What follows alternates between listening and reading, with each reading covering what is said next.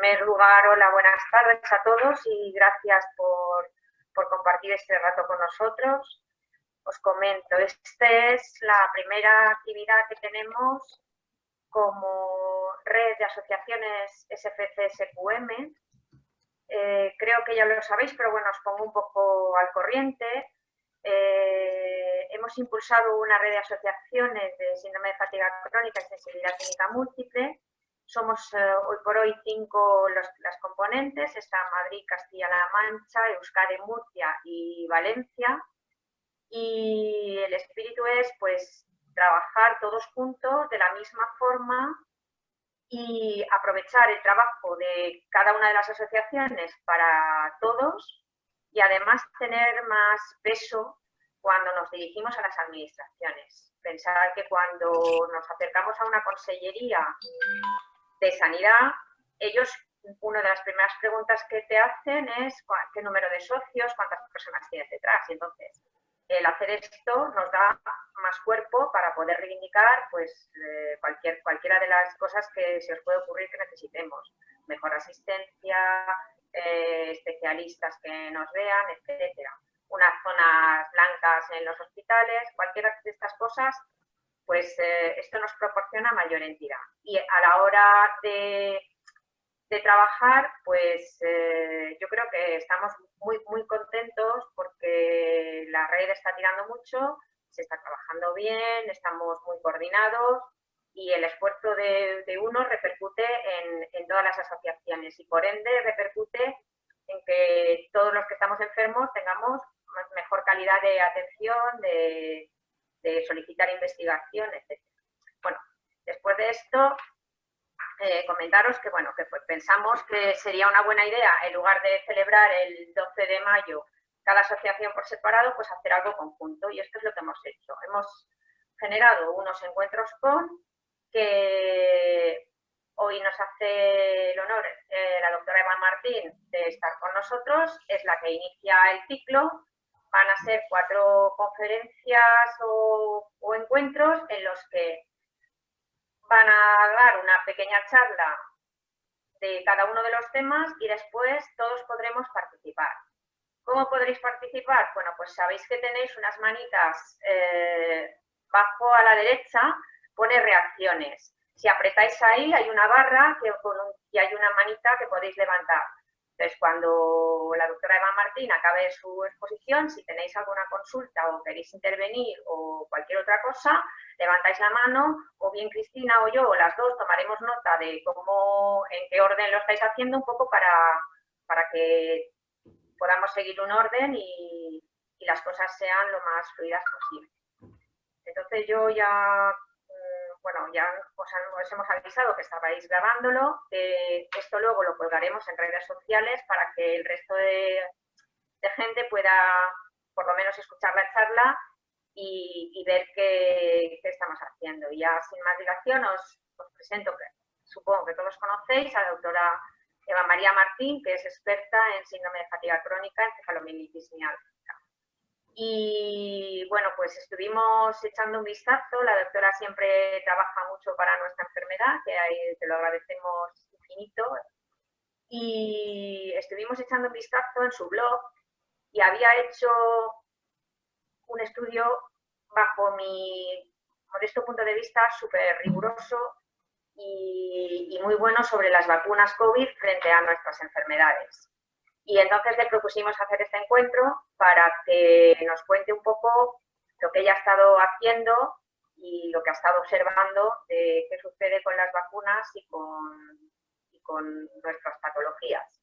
Porque todos hemos tenido muchas dudas, los que están por vacunar, los que nos han vacunado, los que nos han dejado a medias, y un poco pues, que nos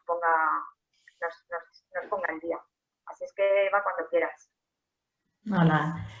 Pues nada, muchas gracias por haberme invitado y estoy encantada de pasar este ratito con vosotras y compartir pues así un poco lo que habéis ido diciendo en el blog. Pero voy a compartir pantalla.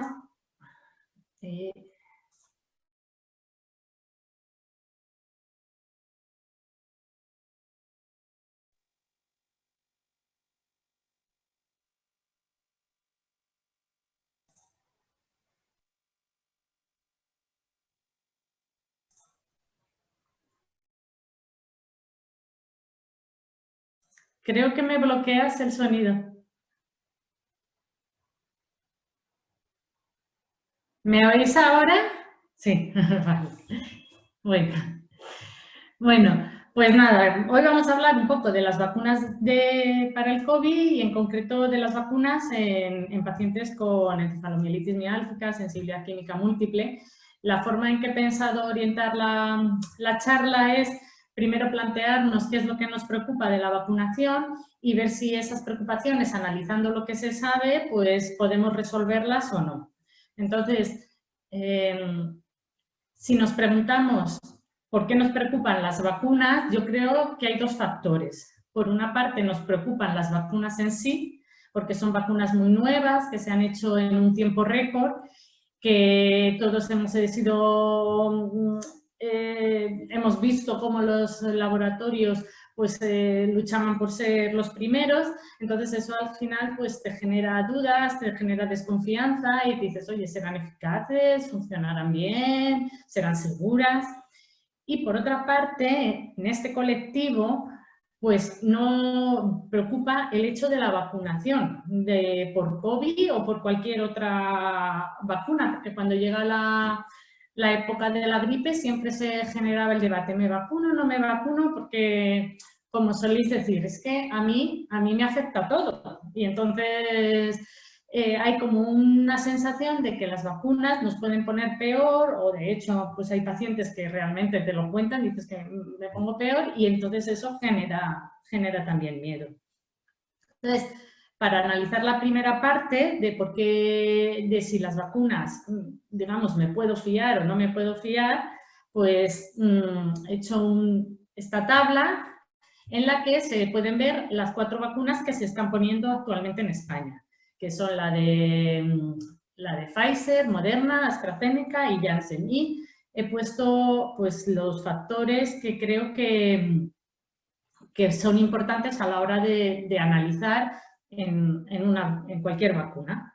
Entonces, como veis, primero el mecanismo de acción, pues bueno, casi todos lo sabemos, pero la vacuna de AstraZeneca y la de Janssen están hechas con un vector viral no replicativo y están hechas de una forma, podríamos decir, más tradicional. Hay más vacunas en el mercado hechas de esta forma.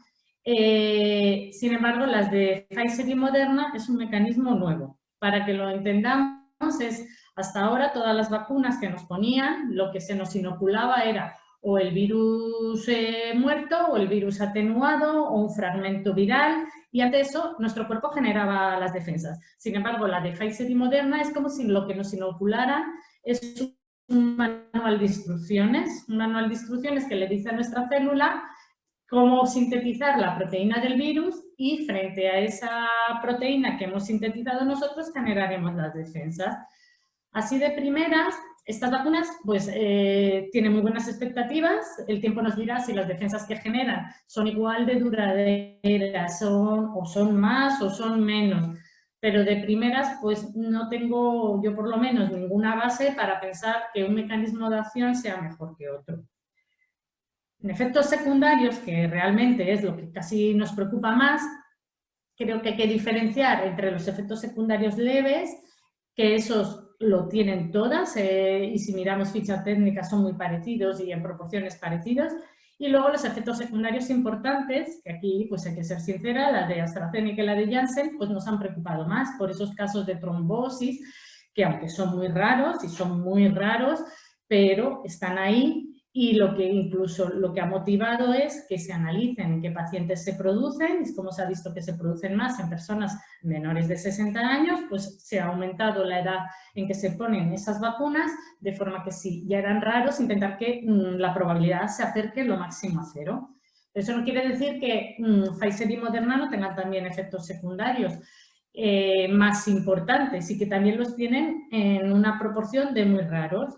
Y los efectos secundarios así un poquito más llamativos de Pfizer y de Moderna, pues se han descrito casos de parálisis facial, de anafilaxia y en la de Pfizer, que hoy lo he oído en el telediario, que lo han dado como si fuera una novedad, que hay casos de inflamación en personas que se han tratado con ácido hialurónico en la cara, pues que se ha inflamado esa zona del relleno.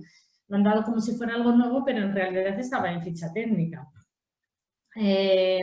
Luego, otro factor, si nos fijamos en el coste, pues ahí gana AstraZeneca y Janssen. Son vacunas más fáciles de realizar y más fáciles de transportar. Si nos fijamos en contraindicaciones absolutas no tienen ninguna. A ver, espera un momentito. Pero salvo la alergia a algún componente de la vacuna. En esto nos viene muy bien que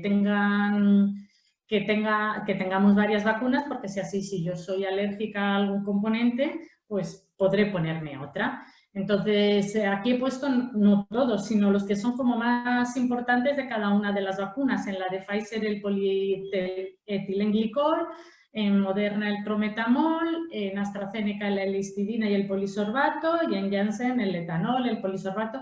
Es decir, si alguien tiene alguna intolerancia, algún excipiente, tendrá que leérselo y ahí nos viene bien pues, que no todas tengan los mismos componentes.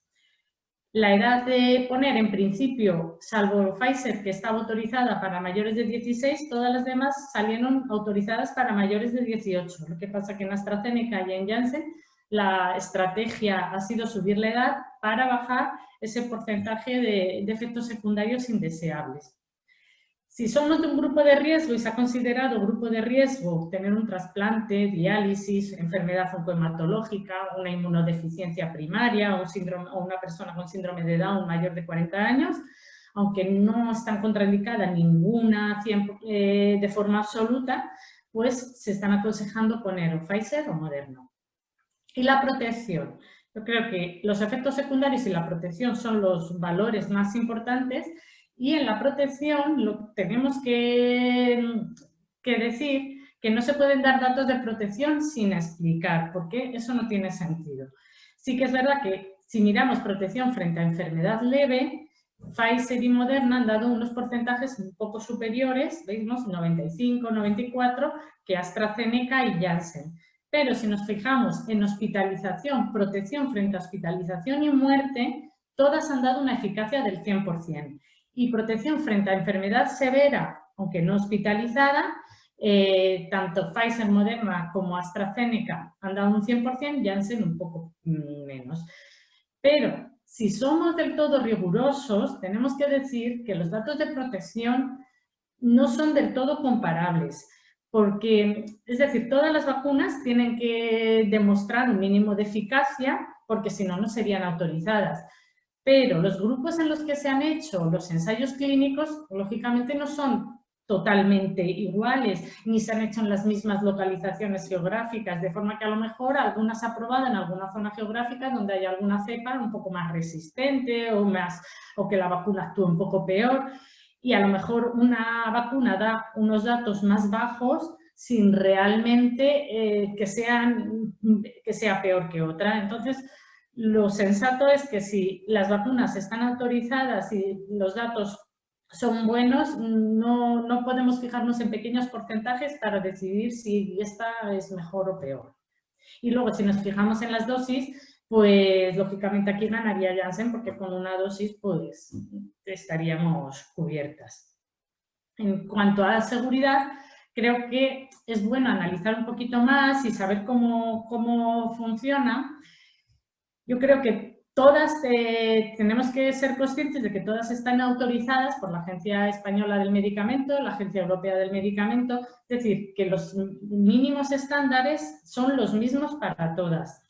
Y que todas, además, se está haciendo un sistema de farmacovigilancia, de forma que todas las reacciones adversas que se dan se registran y se analizan. Y, además, se publican. Entonces, el informe, si por ejemplo miramos el informe de farmacovigilancia publicado a 21 de marzo, y ahí podemos ver pues, qué efectos secundarios ha habido y en qué cantidad y todo, pues veremos que con 6 millones de dosis de vacunas, se notificaron 11.182 reacciones adversas, que es un 0,18%. Esas vacunas, había un 69% se habían puesto en mujeres, un 31% en hombres, un 61% entre 18 y 65 años y un 39% en mayores de 65. Y si analizamos un poco más esos efectos adversos, según el sexo, pues las notificaciones, el 82% de las notificaciones eran de mujeres, que sí que es verdad que había un porcentaje un poco mayor de mujeres vacunadas, pero no en tanta diferencia. Y solamente un 17% eran reacciones adversas en varones. Y si nos fijamos en la edad, vemos que el 93,5% de las reacciones adversas son entre 18 y 65 años. De forma que lo que sí que parece que ser mujer y joven sí que aumenta un poquito el riesgo de que tengas algún efecto secundario. Y si nos fijamos en las notificaciones por vacuna, pues más o menos vemos que Pfizer era un 0,17, Moderna un 0,29, AstraZeneca un 0,18 y en todas el porcentaje de notificaciones en mujeres es mayor que en hombres. Entonces, bueno, yo creo que la vigilancia, yo por ejemplo AstraZeneca, el hecho de que se haya paralizado, que siempre asusta, pero creo que es una muestra de que estos sistemas funcionan y que a pesar de que haya reacciones muy raras, sí que se tienen, muy raras y muy poco frecuentes, sí que se han tenido en cuenta.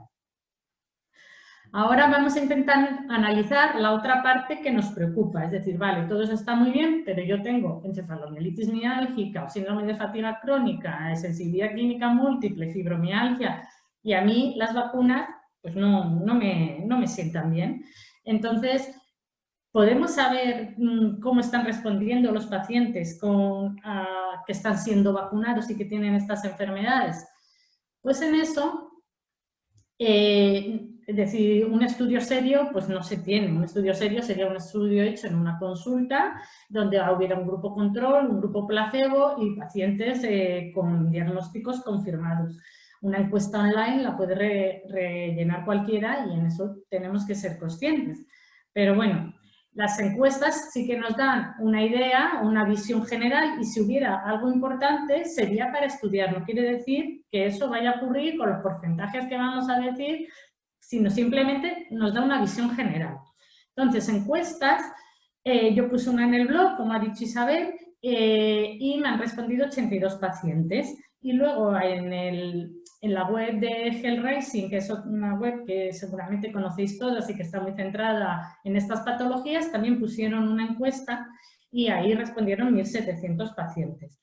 En la encuesta que yo puse, no diferenciaba, os pedía que cuando acabarais la vacunación me respondierais y preguntaba el sexo, la edad, qué enfermedades teníais diagnosticadas, qué antecedentes teníais y qué efectos secundarios habíais tenido y durante cuánto tiempo. La de Hellraising más o menos preguntaban lo mismo, un poquito más extenso, sí que hacían diferencias entre primera y segunda vacuna.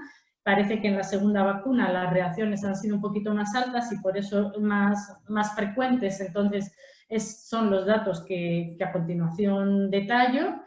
Y sí que ahí sí que se les preguntaba a los pacientes que graduaran, que dijeran si los efectos secundarios que habían tenido los consideraban leves, moderados o graves.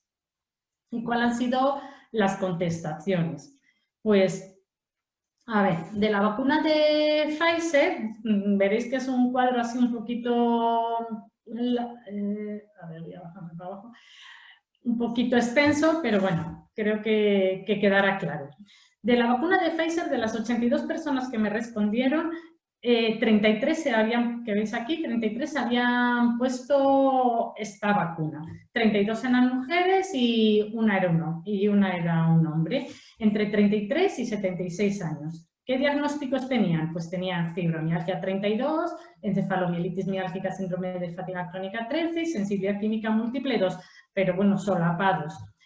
De esta vacuna afirmaron no haber tenido ningún efecto secundario 5 personas, lo que supone en esta muestra un 15%. El resto, las 28 personas que sí que tuvieron efectos secundarios, suponen un 84%. ¿Y qué efectos secundarios son los que me contaba y son los que han contado los pacientes que tenían? Pues los que veis aquí, mialgia, artralgia, dolor en la zona de inyección, fiebre, migraña, fatiga, alteraciones gastrointestinales, adenopatías, alteraciones del sueño, malestar, mareo, un brote como tal, alteraciones de la menstruación, odinofagia, niebla mental. Aquí están todos los datos, todos los efectos que han contado estas 28 personas están aquí. Entonces, lo que he hecho, veréis que aquí esta columna, perdón, son los porcentajes de ficha técnica, esto es, en la ficha técnica de la vacuna, los porcentajes que ponen que pueda aparecer el efecto secundario.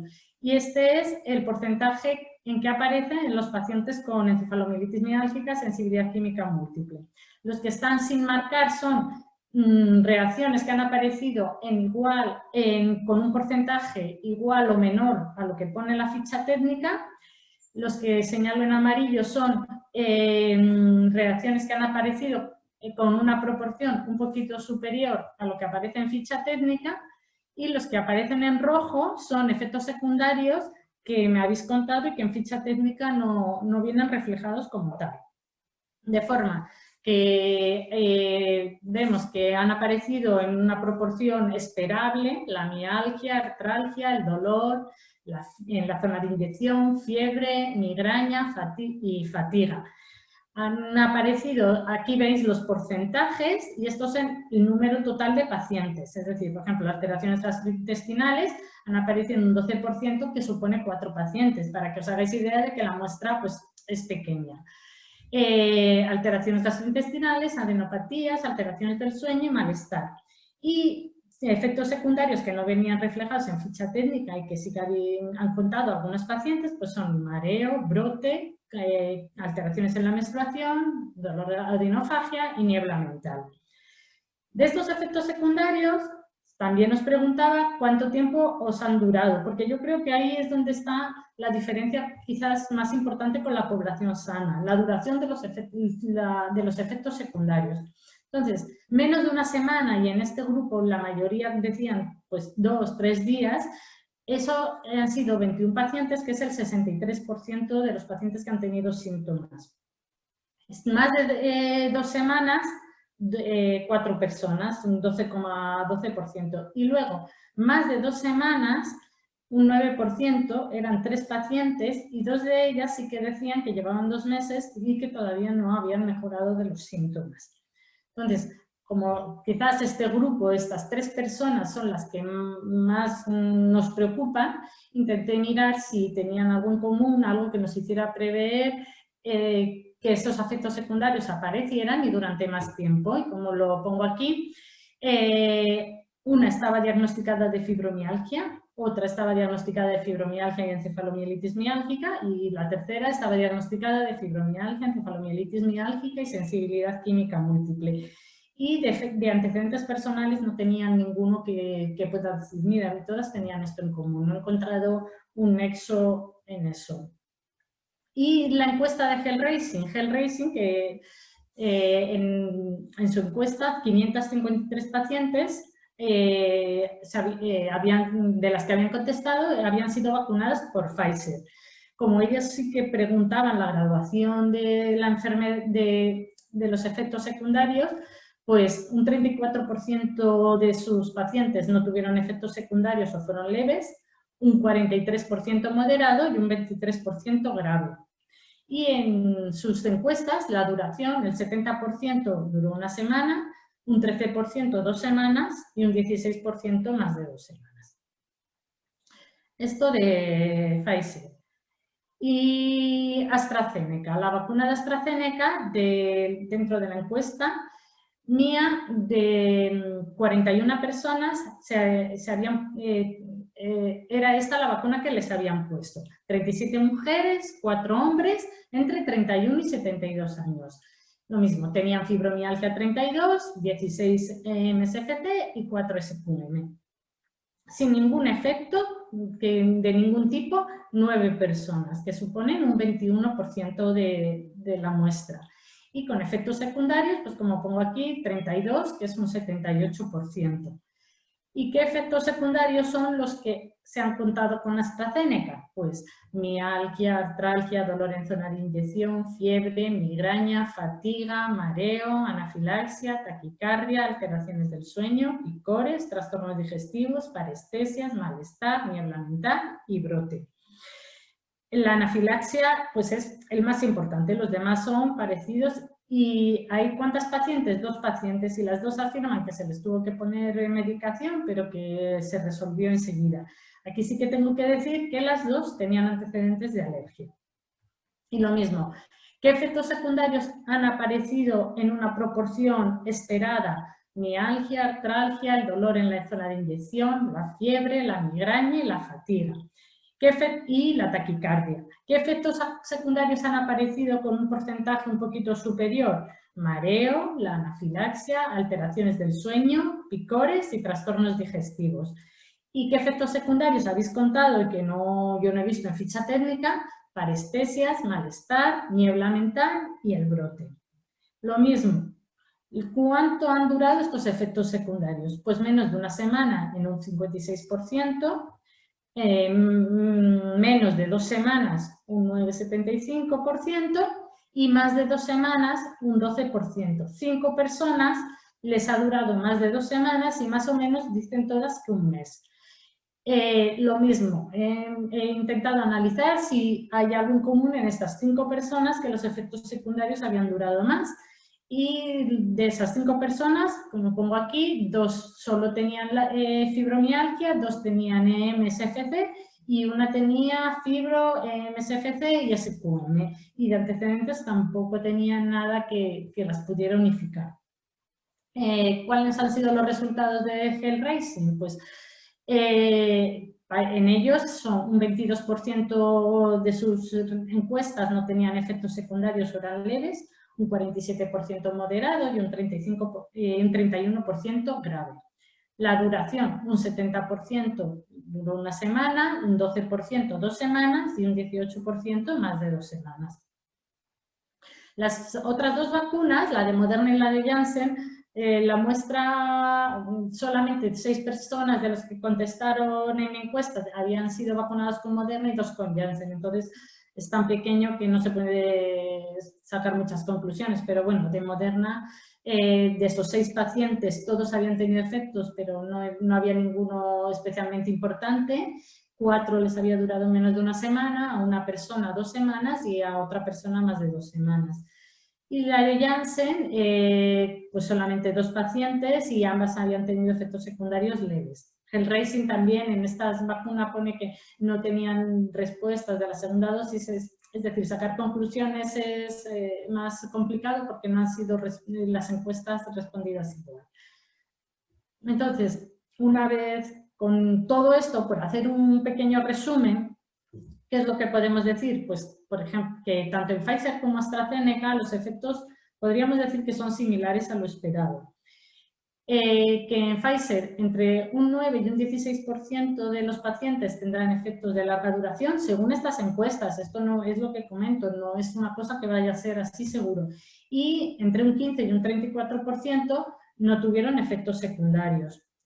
En AstraZeneca, ¿cuántos efectos de larga duración ha habido? Entre un 12 y un 18% y sin efectos secundarios entre un 21 y un 23%. En AstraZeneca, de las que han respondido como efectos importantes, solamente en Pfizer no ha habido ninguno y en AstraZeneca 2 pacientes respondieron que tuvieron anafilaxia.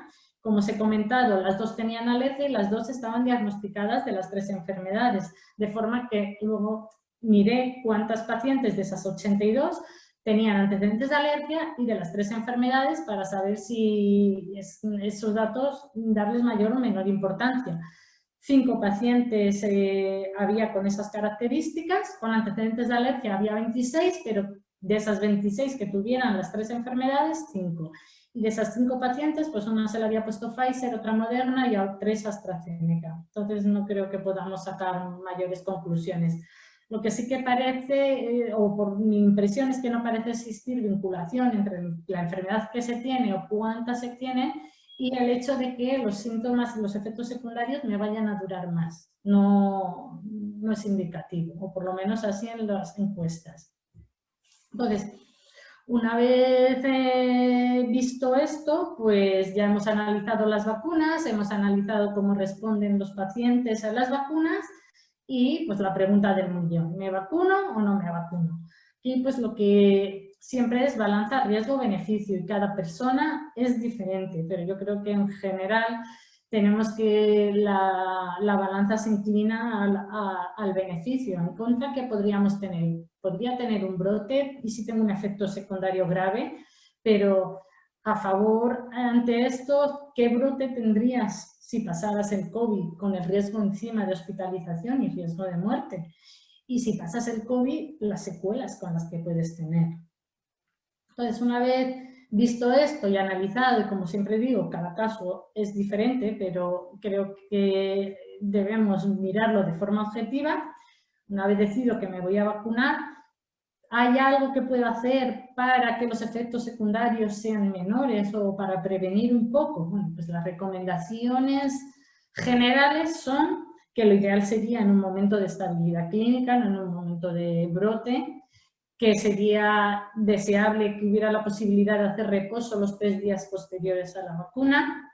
Muchos especialistas indican que podría ser adecuado tomar antioxidante los días previos, en acetilcisteína, glutatión, la coenzima Q, vitamina C, ubiquinol, curcumina. No volverse loco, pero a lo mejor algún refuerzo sí que puede ser adecuado. Y en todo paciente que tenga antecedentes de alergia o diagnóstico de síndrome de activación mastocitaria debe hablar con su médico para que la vacuna se ponga en las condiciones de seguridad que correspondan. Y si queremos ya, para terminar, si no estamos del todo conformes, debemos tener una visión ya más global, no solamente de nosotros y de nuestros efectos secundarios. Si miramos los efectos del COVID a nivel general, con fecha de abril del 2021, datos oficiales, 78.000 fallecidos, 3,5 millones de casos, 31.000 ingresos en UCI, 340.000 hospitalizaciones, las secuelas que genera el COVID persistente, la pérdida de vida social, reuniones, la economía.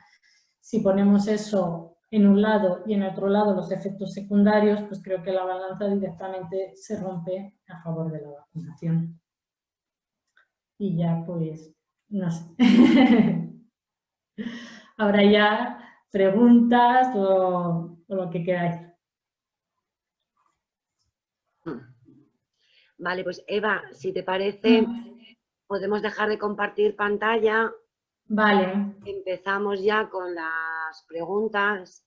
Y mira, la primera pregunta nos la va a hacer Lola Gallego. Lola, te tienes que activar tú el micro. O vamos, si quieres te lo activo yo. Vale, ya estoy. ¿Me escucháis? Te escuchamos, Lola. Hola, buenas tardes, doctora. Hola. Y muchas gracias por haber hecho esta pequeña comparativa con los casos de sus pacientes, entiendo, ¿no? Bueno, mire, yo tengo varias preguntas pequeñitas, se las voy a decir rápido. La primera es que según toda la documentación y protocolos que habrán sobre nuestra enfermedad, lo primero que desaconsejan es precisamente poner vacunas que tengan virus, sí. en general, ¿no? La mayoría, que tengan virus vivos, pues para evitar una reacción inmunitaria, ¿no? Entonces, mi pregunta es, no sé si usted esto lo sabrá, ¿por qué entonces los médicos que tratan a personas de síndrome de fatiga crónica y fibromialgia o síndrome químico múltiple no han hecho un consenso para recomendar, pienso, a estos pacientes la idoneidad a lo mejor de una vacuna mejor que otra? Es decir, si AstraZeneca y Janssen me parece que son las que tienen adenovirus, ¿no? O sea, podemos decir, entre comillas... en un vector, pero no es replicativo. Pero bueno. Ya, pero bueno, sí. Se hace con parte del virus, ¿no? Frente a Pfizer o Moderna, que el sistema de vacunación es otro, es con, lo que yo tengo entendido, ¿no? Sí, sí que ha habido así como que lo primero de pensar es que respondería que sería mejor poner Pfizer y Moderna por eso, porque lo que pasa es que eso es como es un pensamiento que no podemos afirmar con un ensayo clínico, y mientras no haya un ensayo clínico adecuado, y pues no es algo que podamos afirmar. Y por otra parte, Pfizer y Moderna tienen un mecanismo de acción que así de primeras, claro, decimos, bueno, pues a lo mejor lo normal es que reaccionen menos, pero si somos sinceros, no sabemos si vais a reaccionar menos o más.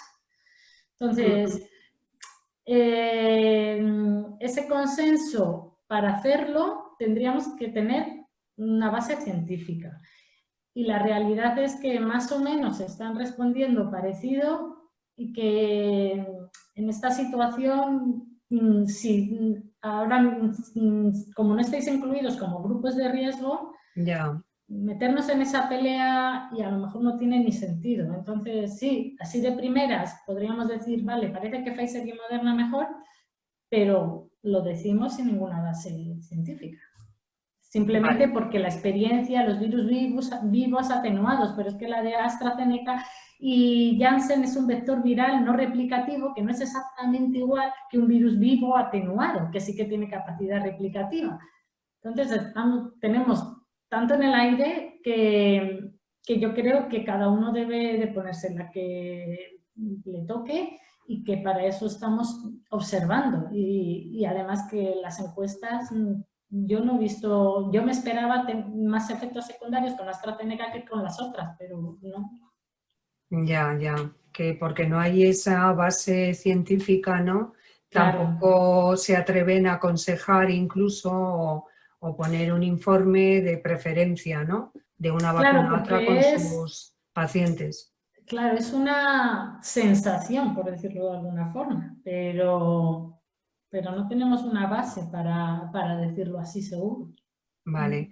Mire, yo lo quiero hacer porque es que estoy muy preocupada, lógicamente, como estamos todos, ¿no? Y todas. Sí. Yo, además de síndrome de fatiga crónica y fibromialgia, tengo esferocitosis de nacimiento, que concretamente, además, estoy ahora en un estadio en que tengo los glóbulos rojos muy bajos, no llega a los 3.500, la hemoglobina y el hematocrito. Tengo como una crisis que me ha dado muy fuerte, además me han visto que tengo el bazo agrandado. Luego estoy en tratamiento con Eutirox porque tuve un cáncer de tiroides, y además tengo un aneurisma ventricular y pequeños aneurismas en el cerebro, además de operaciones de varices. ¿Hay algún consejo de una vacuna u otra? A ver, de lo que me has dicho, lo de la esferocitosis, lo deberías hablar con el hematólogo. Con tu hematólogo es el que deberá decirte, claro, eso hay que mirarlo ahora mismo, porque por lo demás, en principio, no te podría decir una u otra. Entonces, no sé, primero, en qué momento se te tiene que vacunar, eso lo tienes que hablar con tu hematólogo, y si él considera que se te tiene que poner como grupo de riesgo, pues entonces te pondrán Pfizer o Moderna, pero lo mismo te digo, no tengo base para decirte si una de las dos es mejor, o en tu caso, o si puedes o no puedes en función de tu esferocitosis. Eso con el hematólogo, lo que hablábamos, cada caso particular es diferente. Ya. Y si se está tomando en general, ¿no? Pues supongo que algunas de nosotras seguro que lo hacemos, algún tipo de antivírico, hay que dejarlo de tomar cuando te ponen la vacuna porque pueda, yo qué sé, se me ocurre, digo, a ver si va a ir contra la vacuna, el antivírico, y acabamos. Pero, a ver, es que es todo tan... ahí me pillas totalmente, es decir, yo creo, pero eso lo tendría que revisar porque no me gusta contestar por lo que se me viene en mente. No, pues Igual sí, que han dicho, oye, no te tomes un antiinflamatorio antes de ponerte la vacuna, porque si frenamos tu sistema inmune parece que eso es peor y que no, eso de ir preparados con tantas pastillas, luego han dicho que mejor que no, pues lo del antivírico así de primeras, te diría que si se puede descansar, pues mejor descansar, pero lo digo por decir, no por mucha base, o sea que No hay ahí tendría que ninguna revisar. clínica de eso, ¿no? Ujú. Bueno, pues muchísimas... Ah, otra cosa, si eres alérgica al tramadol, En principio no hay problema. ay, vale, muy Es lo bien. mismo. Si alguien es alérgica a un compuesto, fenomenal. Si es alérgica a un producto y piensa que es el excipiente de ese producto, entonces debe revisar los excipientes y hacerlo. Pero por ser alérgica al tramadol, no. Muchas gracias, doctora, Nada. porque estamos aquí todas y todos que susto o muerte. Tú piensas cómo estaría tu esferocitosis como cogieras el COVID. Ya, Es que nunca lo sé, pensamos en el otro lado. ya. Y el riesgo de coger el COVID es mayor, aunque ahora está bajando, pero sigue siendo mayor, que el riesgo de un efecto secundario importante. Difícil elección. Gracias, ¿eh? Nada. Mira, Eva, hay varias preguntas que nos han puesto en el chat. Mira, la Sí. primera de ellas nos pregunta que después de haber pasado un COVID persistente o un síndrome post-COVID, ¿cuál sería la vacuna más aconsejada? Pues ahí creo que el colectivo de COVID persistente han puesto también una encuesta para preguntar si han tenido mejoría o no y qué tipo de vacuna, porque no lo saben. Yo creo que no hay respuesta. De esa primera encuesta dieron unos resultados como que me parece que un 18%, sí, más o menos, entre un 10 y un 20% mejoraban un poco, entre un 10 y un 20% empeoraban y los del medio se quedaban igual. Y no hablaban, o por lo menos yo no vi, de ninguna vacuna en particular. Entonces, eso yo creo que no tiene respuesta ahora mismo. Habría que revisar si esa encuesta que ha puesto el colectivo COVID persistente tiene alguna conclusión. Mira, otra pregunta que nos han dejado en el chat es si es... Bueno. Ay, perdonad, es que hay... Pilar ahí. Martínez tiene el micro. Tu abuela siempre Tenemos por tuvo ahí mucha predilección por los artistas, ¿no? está colando. Voy a Siempre desactivar algún audio por ahí. acercamiento con los artistas. Se nos está ahora, creo. Bueno, otra de las preguntas que nos han planteado en el chat es si se aconseja tomar paracetamol inmediatamente después de la vacunación para disminuir los posibles efectos secundarios. A ver, es lo que comentábamos. Yo creo que, pues, en principio, yo espero cuando empiezas a tener síntomas, tomarlos. Si, por ejemplo, una paciente pues ya tiene una situación de mucho dolor, de que sabe que ha tenido muchos antecedentes, de que cuando se vacuna cualquier cosa le afecta mucho, pues después de la vacunación tomarse un paracetamol tampoco pasa nada. O sea que no hay una norma estricta. Depende un poco. Vale, gracias. Y mira, otra persona nos plantea si la vacuna de Janssen, al tener como excipiente el etanol, si no sería un problema para las personas con sensibilidad química múltiple. Claro.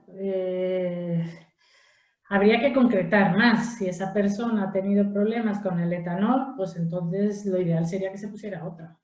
En eso, si hay duda frente a algún excipiente o alguien ha tenido una mala experiencia, pues lo sensato es poner otra.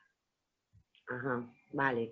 Y mira, la última pregunta que se ha planteado de momento por el chat es si para quienes ya han pasado el COVID, si sigue siendo recomendable vacunarse. Eso por una parte. Y la segunda parte de la pregunta es si se sabe durante cuánto tiempo protegen las vacunas de ese riesgo de hospitalización. Claro, todo eso es que no lo sabemos. En las personas que han pasado el COVID, sí que se están, como no se sabe, a lo mejor lo han pasado y ya tienen defensas para toda su vida, pero como no lo podemos asegurar 100%, lo que se está haciendo es que a partir de los 6 meses de haberlo pasado, si le toca, se les pone la vacuna. Eso es como se está actuando, es un poco como sobre seguro. Y lo mismo, ¿cuánto estamos protegidos? Pues hay estudios en marcha que están mirando en las personas, pues cuánto que tienen anticuerpos, cuánto si los anticuerpos van bajando o no van bajando, y luego las cifras de contagiados nos irán diciendo si realmente llega un momento en que la vacunación se está quedando corta, o si hay alguna cepa que se libra de la vacunación, o estamos en un momento que lo que hay que hacer es observar mucho, registrar y analizar los datos. Vale. Mire, y otra persona pregunta, antes te planteábamos tomar paracetamol tras la vacunación. Bueno, pues otra persona pregunta si tomarla previa a la vacunación y si no influye en la eficacia de la vacuna. Claro, eso es lo que no he leído así ningún ensayo, pero hubo unos meses donde se decía, tómate el paracetamol antes de ir a vacunarte, como muy alegremente. Y luego se dijo, oye, mejor no, porque parece que la eficacia es menor. Entonces yo creo que como recomendación general antes de la vacuna, no. Y... De acuerdo. Bueno, pues ahora le voy a pasar la palabra a Isabel de Valencia, que tiene la mano. Yo es que he levantado la mano porque he visto muchos mensajes y no sabía si tenías manitas levantadas. Entonces, yo quería preguntarte si se sabe algo de la segunda dosis de AstraZeneca, porque hay veces que ha dado reacción, entonces, pues por saber qué hacer con la segunda dosis. Ya sé que los estudios no están hechos en general. Claro. A ver, yo creo que si la primera no ha dado efectos, pues que lo sensato sería a lo mejor terminar la vacunación, pero aquí en España se ha tomado otra medida que es esperar al estudio de ver si combinando vacunas. Entonces, ¿cuál es la respuesta correcta? Yo creo que las dos opciones son buenas. Tanto si se decide poner la segunda dosis, no creo que haya que ir preocupados porque no hay problema. Es decir, los casos estos de trombosis raras, si dijéramos han sido todos después de la segunda vacuna o algo, pues en todos los países hubieran dicho no, la segunda vacuna no. Entonces, lo que se decida, cualquiera de las dos cosas, yo creo que es adecuada y no puedo inclinarme por una o por otra. Yo, si te toca una segunda dosis de AstraZeneca, yo no creo que haya que ir preocupado. Incluso con efectos. Incluso con efectos. Incluso a ver si son muy severos, pues entonces me refiero, si han sido efectos duros de llevar, pues quizás pues se puede plantear, pero lo mismo, es que estamos en un terreno que afirmar verdades absolutas es que es complicadísimo.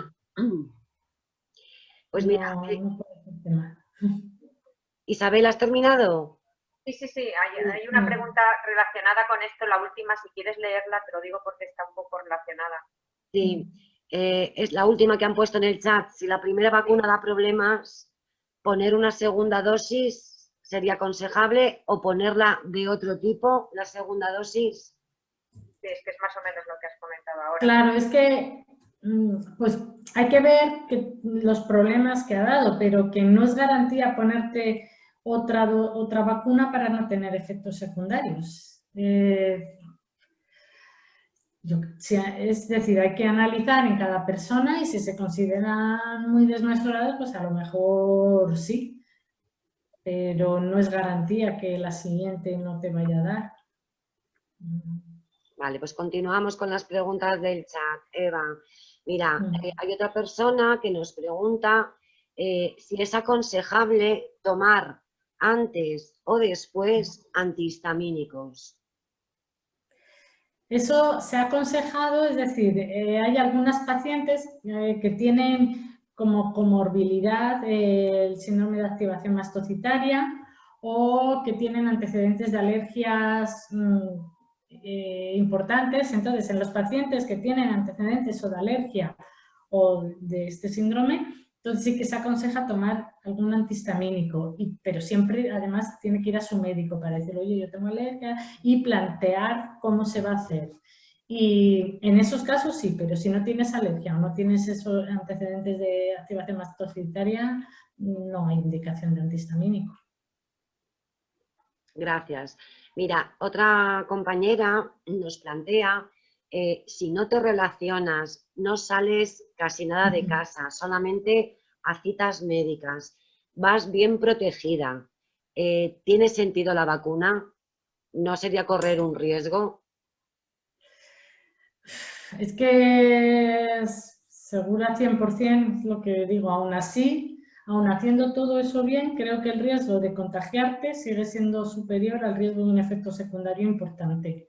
Entonces, sí que tiene sentido la vacuna. Que luego yo, mucha gente se lo digo, tú rechazas la vacuna, mañana coge el COVID y estarás ahí en la cama acordándote de que no te la has puesto. Entonces, todo no se puede tener controlado, eso está claro. Y tomar unas medidas de seguridad súper estrictas no te asegura 100% que no te puedas contagiar. Entonces, yo creo, y luego hay que, ya si lo miramos más a nivel social, hay que conseguir la inmunidad de grupo pues para reactivar todo. Yo creo que no debe ser motivo. Vale, seguimos. Otra persona nos cuenta que ha pasado COVID y después de más de un año continúa teniendo una cantidad altísima de anticuerpos.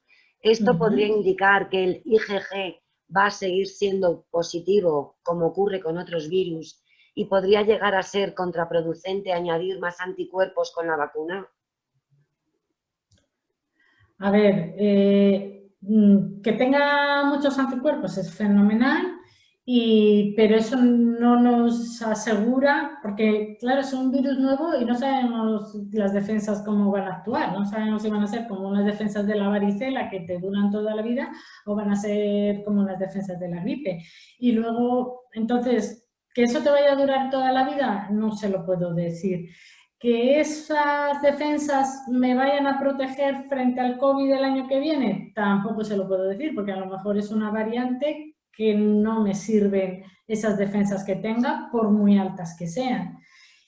¿Que le pueda perjudicar ponerse una nueva dosis, una dosis de vacuna?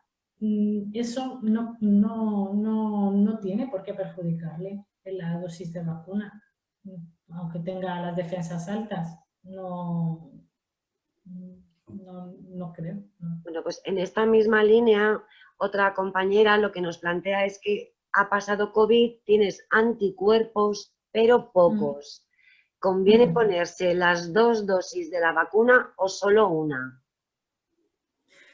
Claro, lo mismo, hay gente que no tiene anticuerpos y sin embargo sí que la inmunidad celular. Aquí lo que estoy diciendo con todos, no hay unas verdades absolutas y a lo mejor lo que se está haciendo hoy, dentro de 6 meses no se hace porque sale un estudio diferente.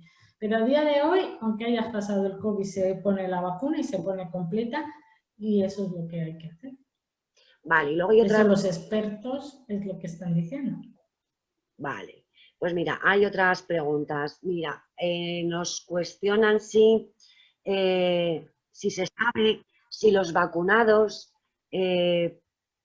pueden contagiar durante o después de la inoculación. No, es decir, tú puedes estar contagiado antes de irte a vacunar, puedes contagiarte durante la vacunación, pero que el hecho de vacunarte haga que tú contagies, no. No, porque no, es imposible, eso no. Vale, otra pregunta es, si una persona tiene problemas con la primera vacuna, ¿se aconseja poner la segunda dosis o ponerla de otro tipo? Claro, eso es lo que habíamos hablado. Hay que analizar, claro, si uno me dice, mira, es que tuve un shock anafiláctico, me ingresaron, me intubaron, pues no te pongas la segunda vacuna. Tuve unos efectos secundarios. Hay que analizar qué efectos secundarios, pero la vacunación tiene que estar completa, porque si no está completa no sabemos qué tienes, si estás bien con las defensas o no estás.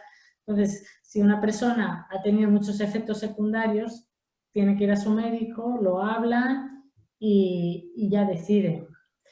A veces también en muchas pacientes que me han respondido en la encuesta, hay que intentar objetivar, porque hay pacientes que me dicen, es que a mí, pues solo el hecho de salir de casa ya me agota y cuando salgo de casa estoy una semana en cama. Entonces he salido de casa, me he puesto la vacuna y he estado una semana y media. ¿Cuánto ha sido por salir y cuánto ha sido por la vacuna? Pues no lo puedo decir. Entonces hay que intentar objetivarlo muy bien, porque sí que es verdad que, o cualquier estrés, mismamente el estrés de pensar que la vacuna me puede perjudicar, pues vosotros lo sabéis, el estrés emocional perjudica mucho. Entonces, hay que intentar ir tranquila y ser lo más objetiva posible con los síntomas porque la vacunación nos conviene a todos y nos conviene completa. Claro. Sí, en ese sentido es verdad que nosotros desde la Asociación de SPCSQM Madrid, que también hemos ido recogiendo los testimonios de compañeras que se han ido vacunando, algunas de ellas con síndrome de fatiga crónica, lo que nos comentaban era que no sabían si la sintomatología era porque habían hecho el esfuerzo de salir de casa, ir al hospital, hacer una cola, más todos los nervios, o si se debía realmente a un efecto secundario de la vacuna. Claro. Para mí lo ideal sería que en los casos que están mayormente encamados, en esos casos, más que tenía que haber tenido la indicación de vacuna a domicilio. Eso creo que hubiera ayudado más que un tipo de vacuna u otra. Entonces, porque ya quizás estamos diciendo que en un momento que no haya brote, que puedas descansar, entonces quitamos ese estrés y quizás con eso el porcentaje de personas que hubieran tenido menos efectos secundarios hubiera bajado. Claro, sí que sabemos que en algunas provincias o en algunas comunidades autónomas a un determinado sector de la población les ponían la vacuna sentados en su propio vehículo. Claro. Les acompañaba hasta el servicio médico y sin bajarse del coche, lo han hecho con personas mayores, por ejemplo. Claro. Y esas personas ya iban mucho más relajadas por el hecho de estar en un entorno que les resultaba protegido y...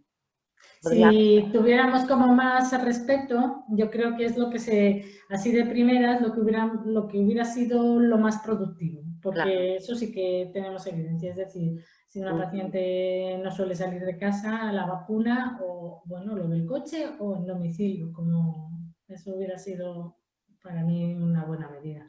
Claro. Bueno, pues también preguntan, perdona, Eva, que también preguntan si la encuesta va a seguir disponible, supongo que por participar. La encuesta que has hecho tú. Sí. Si va a seguir disponible. La verdad es que no lo había decidido, porque quizás lo dejaba un poco más y luego ya lo quitaba, porque digamos que lo que queríamos conseguir, que era un poco de información inicial, y luego teniendo también el otro blog de Health Racing que tiene mucha más repercusión, pues ya no le encontraba mucho sentido. Le iba a dejar a lo mejor hasta los 100, luego iba a hacer y luego ya quitarlo. Eso es lo que tenía pensado. Pues continuamos con las preguntas, Eva. Mira, nos plantean si en la historia de un afectado por estas patologías, síndrome de fatiga crónica y sensibilidad química, está la reacción adversa a todo tipo de medicamentos, suplementos, incluidos los herbáceos, anestésicos, etcétera, ¿se pondría la vacuna? Pues lo mismo, es que no se puede decir, pero salvo que con alguna vacuna haya tenido una reacción súper importante, y es decir, que tenéis intolerancias, que esa persona pasará una fase mala después, pues probablemente, pero aún así creo que la vacuna, salvo que al conocer el caso algo me dijera que no, se debe de poner. Yo sí que lo pienso, porque vuelvo a repetir, si esa persona coge el COVID, pues fíjate. Otra persona pregunta si se han hecho estudios sobre las modificaciones a nivel genético, endocrino, etcétera, que se hayan podido producir en las personas que se han vacunado. No, eso no. Claro, hay muchas cosas todavía por ver. Por ahora los estudios están centrados en ver el grado de eficacia y como muchos harán estudios más profundos, entiendo yo, en personas con COVID persistente. En población sana no se va a hacer nada más que ver si tienen defensas o no. Ajá. Entiendo. Y mira, en un caso muy concreto, una persona con síndrome de fatiga crónica y además otras enfermedades como policitemia vera, que en este momento le están realizando sangrías y tiene mala tolerancia y además borreliosis y se encuentra muy débil, ¿sería recomendable ponerse la vacuna? Y en caso de que sea así, ¿cuál sería la más recomendable? Claro, es que ese es un caso particular porque la policitemia, si no recuerdo mal, sí que tiene en algunas condiciones contraindicado, si no recuerdo mal, la vacunación. Entonces, eso no se puede responder así sin tener análisis delante y sin tener al paciente. Claro que va a existir un porcentaje de la población que no se puede poner la vacuna por una serie de circunstancias. Cada caso se tiene que analizar pues, en esa persona a quien le lleve su policitemia y que haga lo mismo que se estén haciendo con otros pacientes con policitemia. Es que no se puede generalizar. No se puede generalizar, efectivamente. Mira, y otra persona nos plantea si se han usado con otras enfermedades vacunas con ARN y si esto puede afectar como provocando un problema autoinmune. A ver, las vacunas de ARN mensajero, estas son las primeras. No se han hecho antes. Entonces, sí que es verdad que los investigadores tienen muchas expectativas, parece que tienen muchas ventajas. Pero si somos sinceros, está en cuanto al mecanismo, que si AstraZeneca parece que nos gusta más Pfizer y Moderna, en realidad el mecanismo de acción desconocido es el suyo.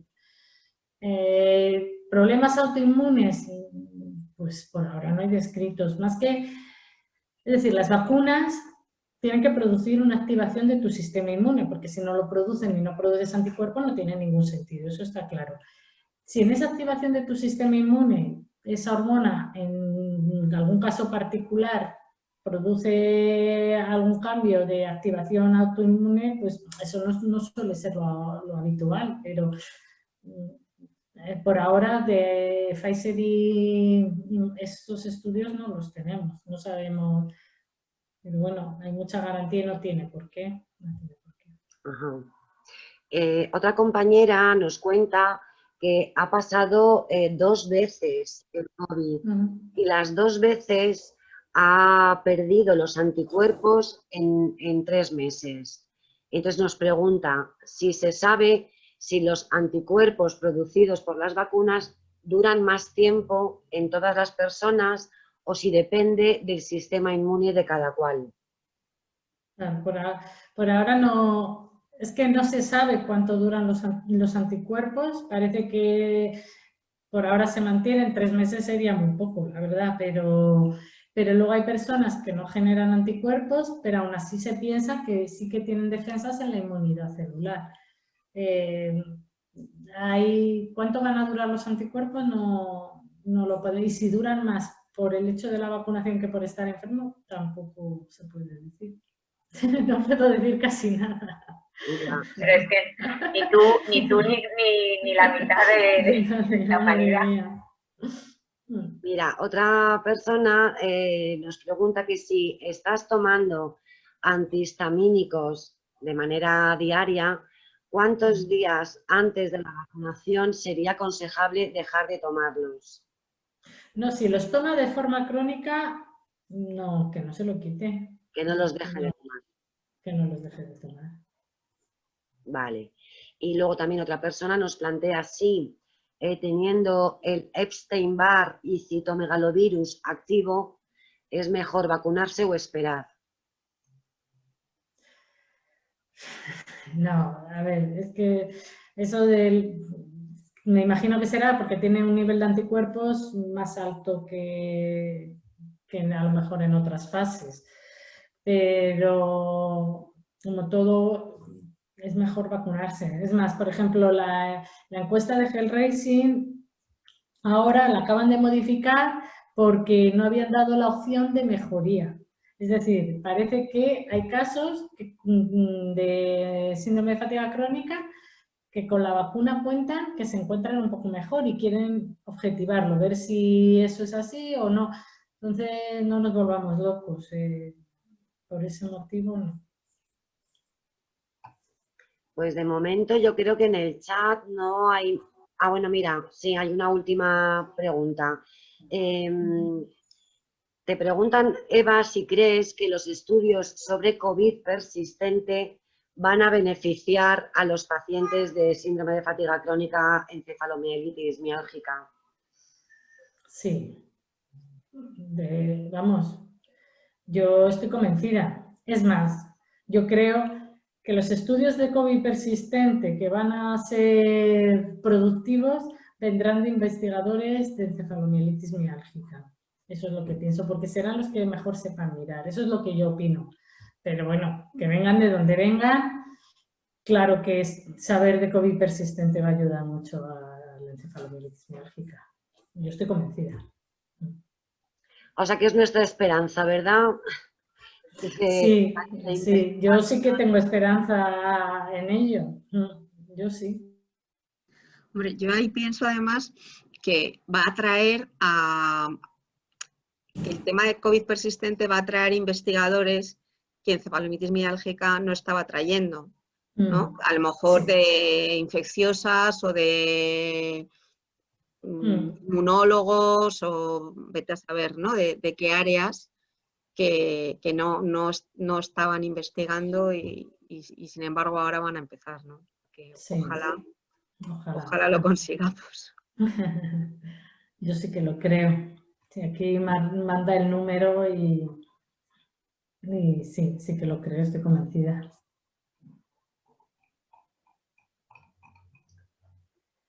Pues de momento, Eva, parece que has resuelto las dudas. Mira, hay una aquí en el último momento. ¿Qué suplementos de todos los aconsejados tú priorizarías? Pues ahí lo mismo. No, es decir, habría que ver si tú, por ejemplo, una paciente ya está tomando alguno, si le queremos dar un refuerzo, pues tendrá que ser de otro.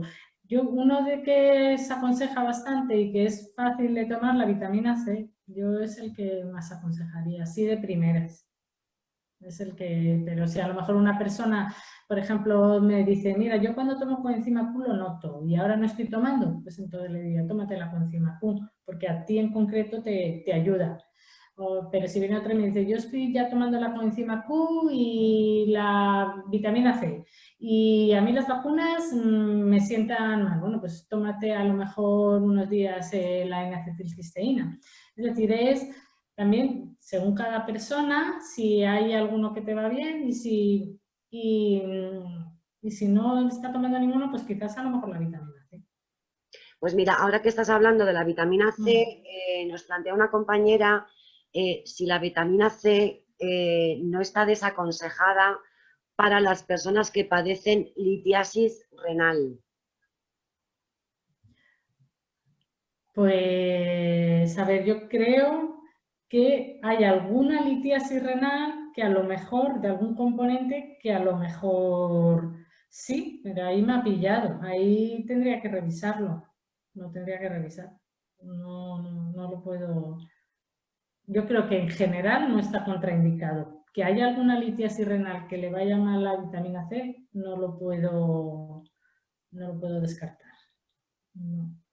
Bueno, un poco así, haciendo un resumen de todo lo que nos has contado, cuando ponemos en la balanza ventajas e inconvenientes de vacunarnos o pasar unos efectos secundarios por COVID, por COVID no, por vacuna, Sí. pesa más vacunarnos, más beneficio que el riesgo que supondría, ¿no?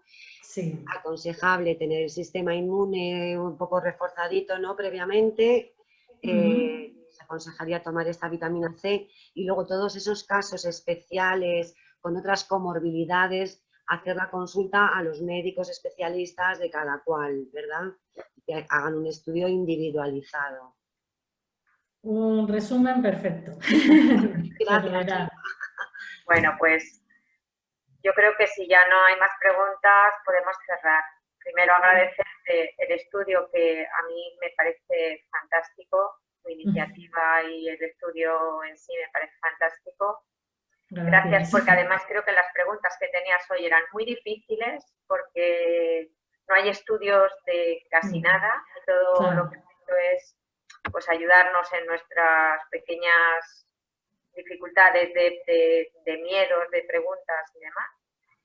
Y nada, agradecerte que hayas estado con nosotras y despediros a todos. Gracias por haber acudido a este encuentro y os esperamos en el próximo, ¿vale? Que os mandaremos un correo otra vez y os diremos de qué se trata. Creo recordar que esta vez es con un abogado, perdonadme porque la memoria me falla, pero os lo mandaremos por correo con el enlace y toda la información. Así es que hasta la próxima.